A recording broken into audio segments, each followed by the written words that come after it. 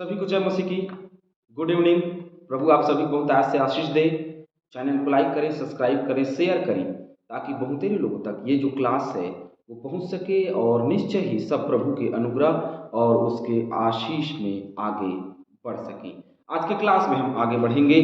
Class में आगे बढ़ते हुए थोड़ा सा जो चर्चा हम जीवन परिवर्तन के विषय में करेंगे, बस बहुत थोड़ा सा जो है वो चर्चा, या फिर ये कहें कि लगभग आज की क्लास का जो मुख्य विषय है वो शाऊल के हृदय परिवर्तन के ऊपर में जो हम देखते हैं उसके विषय में आज हम थोड़ा चर्चा करेंगे।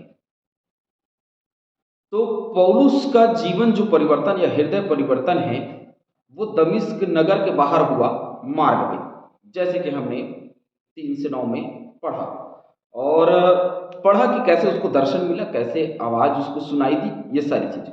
उसका परिवर्तन यहाँ नगर के बाहर हुआ, यहूदा के घर पर नहीं। यह बात स्पष्ट है कि यहूदा के घर पर नहीं हुआ, ये उसके घर से बाहर हुआ था, है ना, जो 11 पद में हमको मिला। तो इन सब बातों से कुछ बातें जो है स्पष्ट होती हैं। कुछ 2 पॉइंट में मैं इस बात को समझाने का प्रयास आज करूंगा। पौलुस मसीह निर्देश का पालन करता है, अपने आप को सेवक होने के लिए समर्पित करता है तथा सुसमाचार का गवाह बन जाता है। तो सबसे पहले वह उसके निर्देशों का पालन करता है ना। पद 6 को यदि हम पढ़ेंगे, चलिए पढ़ लेते हैं, पद 6 को पढ़ेंगे। परंतु अब उठकर नगर में जा और जो तुझे करना है वह तुझसे कहा जाएगा। ये किसको कहा गया? पौलुस को कहा गया, अर्थात शाऊल को कहा गया। और शाऊल ने जैसा परमेश्वर ने कहा था वैसा ही किया। मेरे कहने का मतलब यह है कि परमेश्वर ने जो बातें हमसे कही, कोई भी बात परमेश्वर हमसे बोलता है, जैसे शाऊल से उसने कहा, हृदय परिवर्तन होने का सबसे पहला लक्षण यही होता है कि मैं उसकी आवाज सुनूं और वो जो कहे वही मैं करूं। अब्राहम ने जब वो उर देश में रहता था, अब्राहम को बोला चल, और वो चलने लगा। मूसा को दर्शन दिया, जो कुछ कहा मूसा ने वैसा ही किया। जो कुछ भी अगुवाई हुआ उसने वैसा ही। देखिए शामिल को अगुवाई हुआ कि वो जाकर के दाऊद का राज्याभिषेक करे। दाऊद बहुत छोटा था, उसका कौन सा राज्याभिषेक होना था, लेकिन परमेश्वर ने कहा है तो करना है। आपके जमाने में बोले जाओ छोटे बालक का जाके अभिषेक करके वो राजा बनेगा भविष्य में। जो कहीं भेड़ चराता है उसको बोले कि भैया जा राजा बनेगा, उसका अभिषेक करके आया, तो अटपटा सा बात लगता है ना। लगता है आजकल तो मसीही लोग सिर्फ इस बात को ग्रहण नहीं कर पा रहे हैं कि कोई हमारे बीच में जो मसीही नहीं था, गैर मसीही था, और आकर के वो यदि चर्च चला रहा हो, यदि वो चर्च की सर्विस ले रहा हो, तो उसके नीचे दिखाने की बात करते हैं। फैक्ट है ये बात, क्योंकि इस चीज से मैं जूझ चुका हूं, क्योंकि मैं एक अदर कास्ट से, है ना, मैं जन्मजात क्रिश्चियन तो नहीं हूं, एक अदर कास्ट। लेकिन हाँ, मेरी माँ की फैमिली जो थे वो शुरू से क्रिश्चियन है, लेकिन मेरे पापा की फैमिली शुरू से क्रिश्चियन नहीं थी। और मैं भी बचपन मेरा जो है वो अपने जाति में बीता, स्पष्ट रूप से। तो उस जाति से उठ करके परमेश्वर ने जैसे तैसे जो भी रहे, कारण रीजन बहुत सारा रहता है मनुष्य के जीवन में, कारण जो भी रहे परमेश्वर लाता है, क्योंकि वो अपने माता के गर्भ से, अब मेरी माता के गर्भ से ही उसने मुझे चुन लिया था कि ये मेरा सेवक, ये मेरा दास बनेगा। जरिया कुछ भी हो सकता है ना, वो मैं नहीं कहता, वो उसके लिए मैं कभी नहीं जाता, लेकिन जो वो कहता है उसको सुनना बहुत जरूरी है। किसी ने कहा, मैंने सुना, मैं गया करके आया, उसके बाद ठोकर लगी, ठोकर लगने के बाद में आदमी गिर जाता है, लेकिन फिर उठना पड़ता है। देखिए एक बहुत अच्छा उदाहरण दे रहा हूं। कभी आप लोगों ने खजूर के पेड़ को देखा है कितना लंबा होता है? और अधिकतर ये जो पेड़ है ना वो बिल्कुल बीच के किनारे बहुत ज्यादा पाया जाता है।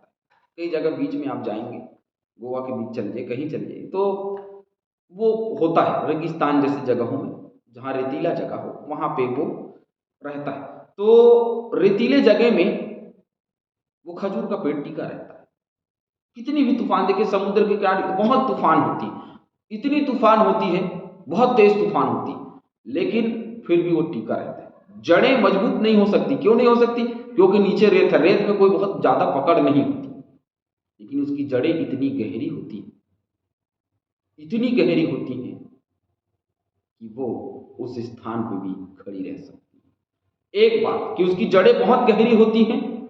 दूसरी बात, परमेश्वर की आवाज तब सुनाई देगी जब हम वचन की गहराई में जाएंगे।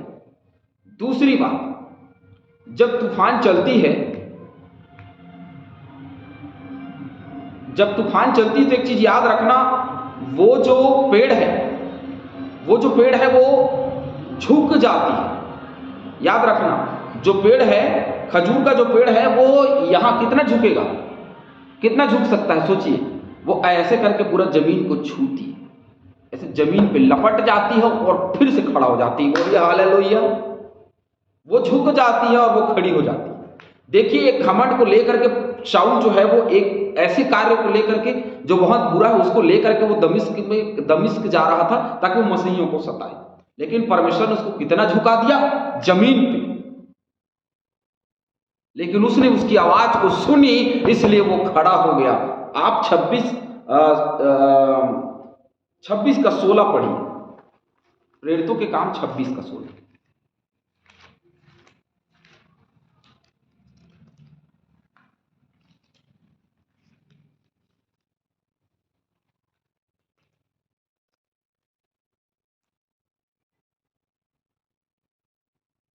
परंतु तू उठ, अपने पांव पे खड़ा हो, क्योंकि मैंने तुझे इसलिए दर्शन दिया है कि तुझे उन बातों का भी सेवक और गवाह ठहराऊं जो तूने देखी है, और उनका भी जिनके लिए मैं तुझे दर्शन दूंगा।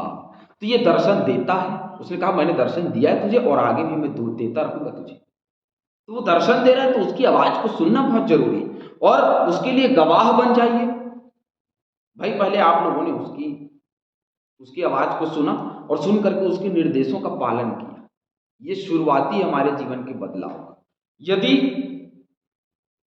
वो नहीं सुनता, शाऊल यदि नहीं सुनता, तो वो पौलुस कभी नहीं बनता। शाऊल यदि नहीं सुनता तो वो कभी हनन्याह से नहीं मिलता, वो अंधा कंधा रह जाता। आज यही बात है, हर एक मसीह इसलिए नहीं बदलता क्योंकि वो नहीं सुनता। न वो सेवक का सुनता, न दास का सुनता, न वचन का सुनता, न अपने बड़ों का सुनता, किसी का भी वो बात नहीं सुनता है। वो अपने में मगन रहता है और इसीलिए, सिर्फ इसीलिए उनका जीवन नहीं बदलता। बदलाव का जीवन सबसे पहले उसके निर्देशों का पालन करना है, वचन पढ़ना और उनके निर्देशों का पालन करना। ये शुरुआती हमारे जीवन के परिवर्तन का। हमने पढ़ा और हमने उसके निर्देशों का पालन नहीं किया। पढ़ने वाले लोग बहुत हैं, ज्ञान वाले लोग बहुत हैं, लेकिन उसको पढ़ करके उसके पीछे चलने वाले लोग कम हैं। इस बात का ख्याल रखिए। पौलुस का जीवन बदल पाया, शाऊल का जीवन बदल पाया, वो इसीलिए क्योंकि उसने उसके निर्देशों को सुना। उसने कहा था यहूदा के घर में जा, वो यहूदा के घर में गया। वो चाहता तो वापस यरूशलेम भी आ सकता था, लेकिन वो यरूशलेम नहीं आया। जैसे उसने कहा था उसने वैसा ही किया। आज जो कुछ बातें वो हमसे करता है वचन के माध्यम से, क्या हम वो करते हैं? सोच के बताइए, क्या वो करते हैं हम लोग? कोई नहीं करता। मैं और आप तो कदापि नहीं करते। मुझे और आपको ऐसा लगता है कि हमारा जो जीवन है ना, मौज मस्ती का जीवन, मौज मस्ती करते रहिए, जिंदगी चल रहा है, आहा, क्या बात है, चलाइए जीवन। कभी जीवन परिवर्तन नहीं होगा। जीवन परिवर्तन करना है तो सबसे पहले उसके निर्देशों का पालन करना। उसका जीवन बदल पाया शाऊल का, वो इसीलिए क्योंकि उसने उसके निर्देशों का पालन किया और अपने आप को समर्पित कर दिया कि वो सुसमाचार का गवाह बन जाए। मैं और आप कभी ऐसा बोलते कि सुसमाचार के गवाह होने के लिए अपने आप को समर्पित कभी किया? नहीं किया। जीवन बदलेगा तब जब हम अपने आप को उसकी गवाही के लिए, उसके सुसमाचार के लिए समर्पित करेंगे और उसके निर्देशों का पालन करेंगे। सब ने किया, अब्राहम ने किया, मूसा ने किया, दानियल ने किया, सब ने किया, हेजकेल ने किया, होशे ने किया। होशे ने भी बेचारा क्या करे, होशे ने तो वेश्या से शादी कर लिया, है ना। परमेश्वर की आज्ञा को क्यों टाल सकता था? नहीं टाल सकता था। योना, उसको जाना था, भाग गया, लेकिन वो उसके निर्देशों का पालन करने के से निकल करके तरसूस भाग रहा था, तो परमेश्वर ने उसको ताड़ना दिया, तो फिर वो गया निनवे नगर, और निनवे नगर जाकर प्रचार किया, लोगों ने अपना हृदय परिवर्तित किया। हालेलुया। दूसरी बात जो मैं कहना चाहता हूं, पौलुस को हनन्याह ने, अर्थात शाऊल को हनन्याह ने भाई पौलुस कहा, अर्थात शाऊल को हनन्याह ने भाई पौलुस कहा, जिसने अब नए जन्म का अनुभव कर जिसमें नए जन्म का अनुभव किया। अब वो उसको भाई क्यों बोल रहा है? अनुभव कर लिया था किसने? शाऊल ने। अब एक दास शाऊल को अपना भाई कहता है। अभी तक तो वो दुश्मन था, शाऊल जो सताने वाला था। उसने खुद 13 और 14 पद में जब आप पढ़ेंगे प्रेरितों के काम 9, 13, 14 पद में, तो वहां स्पष्ट रूप से कहता है कि वो तो सताने आ रहा था। उसको कहता है मेरे भाई, मेरे बंधु। क्यों? क्योंकि अब वो पुराना शाऊल नहीं रहा, उसका जीवन नया हो। जब हमारा जीवन नया हो जाता है तो हमारी संगति या हमारे भाई बंधु, हमारे रिश्तेदार, परिवार कौन हो जाते हैं पता है? वो जो मसीह में चल रहे हैं, वो तलवार चला रहे हैं। वो जो मसीह में है या वो जो मसीह यीशु को मानते हैं, उसके नाम को मानते हैं, वो ही उसके रिश्तेदार हो जाते हैं। उसने भाई कहा। किसने? हनन्याह ने शाऊल को भाई कहा। यूहन्ना 3 निकाल लीजिए मेरे साथ में। उसने भाई क्यों कहा होगा भाई? चलो इसका भी जवाब देते हैं।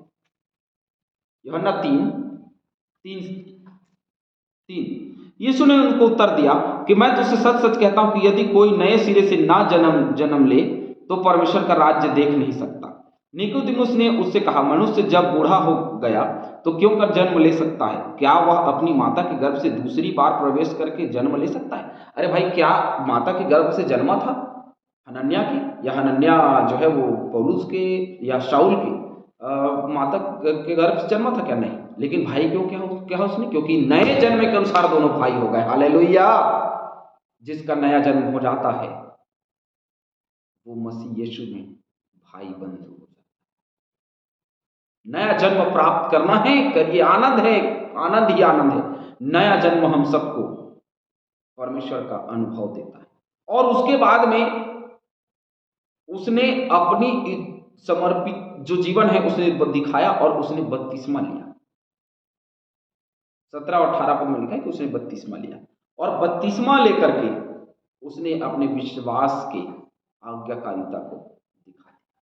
मैं और आप उसके आग का बपतिस्मा लें, उसकी पवित्र आत्मा का बपतिस्मा लें और उसकी आज्ञाकारिता को स्थापित करें अपने जीवन में और अपने जीवन को परिवर्तित करें। प्रभु आप सभी को बहुत आशीष दे। आमीन।